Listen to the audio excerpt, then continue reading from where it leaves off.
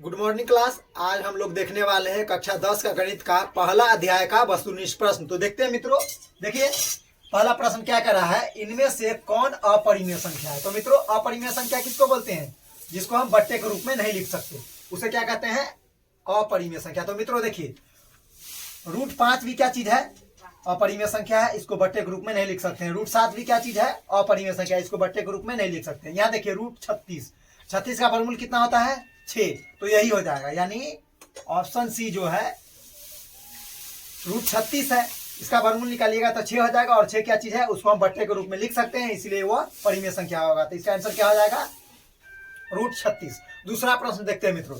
दूसरा प्रश्न है, दो लगातार सम संख्याओं का एचसीएफ कितना होता है। दो लगातार सम संख्या कोई भी ले लीजिए, जैसे हो गया 2 और 4, कितना 2 और 4 हो गया, दो लगातार सम संख्या हो गया, इसको भाग लगाइएगा तो कितना हो जाएगा, दो लगातार सम संख्याओं का एचसीएफ पूछ रहा है ना, तो 2 दूना 4। देखिए और बाएं तरफ वाला आंसर हमारा होता है तो 2 आया, देख लीजिए इसमें 2 का ऑप्शन है क्या।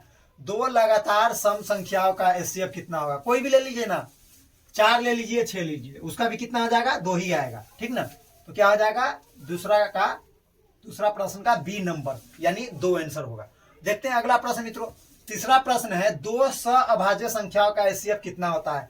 तो सअभाज्य संख्या किसको बोलते हैं साथियों, तो वैसा गुणनखंड, वैसा या ऐसे उसको बोल दीजिए ना, जिसका उभयनिष्ठ गुणनखंड, वैसी संख्या जिसका उभयनिष्ठ गुणनखंड 1 हो, उसे हम क्या कहते हैं, सअभाज्य संख्या कहते हैं। तो दो सअभाज्य संख्याओं का एचसीएफ कितना हो जाएगा मित्रों, कितना हो जाएगा, 1 ही होगा। क्या हो जाएगा, दो सअभाज्य संख्याओं का एचसीएफ कितना होगा, 1 का कितना होगा मित्रों, सअभाज्य संख्या तो 1 ही होता है, तो कितना हो जाएगा, 1 ही होगा।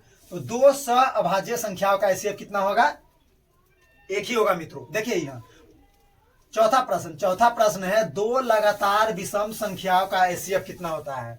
दो लगातार विषम संख्या, जैसे 1 3 है ना, 5 7, कितना हो जाएगा, तो देखिए 1 3 का हम देखते हैं, 1 और 3 ले लिए तो कितना मर्तबे, 3 मर्तबे जाएगा, तो कितना होगा, 1 ही ना होगा मित्रों, कितना होगा, 1 होगा। तो देखिए 1 का ऑप्शन है क्या, हाँ है, तीसरा ऑप्शन में देख लीजिए, यानी सी नंबर में, यानी दो लगातार विषम संख्याओं का एचसीएफ कितना होता है, तो 1 होगा। दूसरा भी देख लीजिए, जैसे 5 हो गया और 7 हो गया, कितना मर्तबे जाएगा, 1 मर्तबे, तो 5 एकम 5, 2 बच गया, फिर किसको उतारिएगा, 5 को, तो 2 मर्तबे, 2 दूना 4, 1 बच गया। अब कितना में लगाएंगे, 2 में, तो 2 एकम, देख रहे हैं 1 आया, तो कितना आ जाएगा प्रश्न, दो लगातार विषम संख्या का एचसीएफ कितना होगा, 1 होता है। प्रश्न अगला, 5वां प्रश्न, दो लगातार भाज्य संख्याओं का एचसीएफ कितना होता है। भाज्य संख्या कौन होता है साथियों, 4 से स्टार्ट होता है, 4 6, तो दो लगातार है ना, तो 4 और 6 लेते हैं हम, तो कितना हो जाएगा, 1 मर्तबे जाएगा, 1 मर्तबे जाएगा, तो 4 एकम 4, 2 बच गया, और ले आएंगे 4, कितना होगा, 2 ही। तो दो लगातार भाज्य संख्याओं का एचसीएफ कितना होता है मित्रों, 2 ही होगा। क्या होगा, कोई भी संख्या लेके देख लीजिएगा, दो लगातार भाज्य संख्या ले लीजिएगा। अब देखिए अगला प्रश्न, 6ठा प्रश्न कर रहा है, यूक्लिड विभाजन प्रमेय का क्या ज्ञात करने की तकनीक है। यूक्लिड विभाजन प्रमेय का क्या ज्ञात करने की तकनीक है। तो मित्रों एलसीएम ज्ञात करने की तकनीक है, नहीं, एचसीएफ ज्ञात करने की तकनीक है, तो हाँ, यानी मौसा ज्ञात करने की तकनीक है। यूक्लिड विभाजन प्रमेय का क्या ज्ञात करने की तकनीक है, तो एचसीएफ। सम संख्या तो ऐसी है, सम संख्या ज्ञात करने के लिए थोड़ी ना यूक्लिड विभाजन प्रमेय का, इनमें से कोई नहीं, तो क्या हो जाएगा, ऑप्शन बी, यूक्लिड विभाजन प्रमेय का ज्ञात करने की क्या चीज ज्ञात करने की तकनीक है, तो एचसीएफ ज्ञात करने की तकनीक है।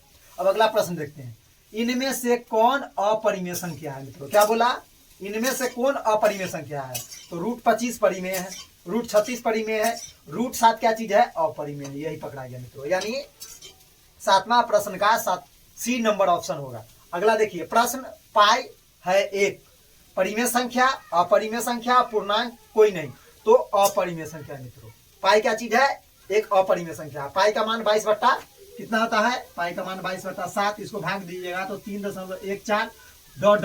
बहुत संख्या आता है, ये कटने वाला नहीं है, कहीं भी नहीं कटेगा, इसलिए क्या होता है, पाई अपरिमेय संख्या होता है। क्या होता है, पाई है एक अपरिमेय संख्या, कोई प्रॉब्लम नहीं होना चाहिए मित्रों। अब देखते हैं प्रश्न, 6/10 का दशमलव प्रसार कैसा होगा, शांत होगा, अशांत होगा, आवर्ती होगी, इनमें से कोई नहीं होगी।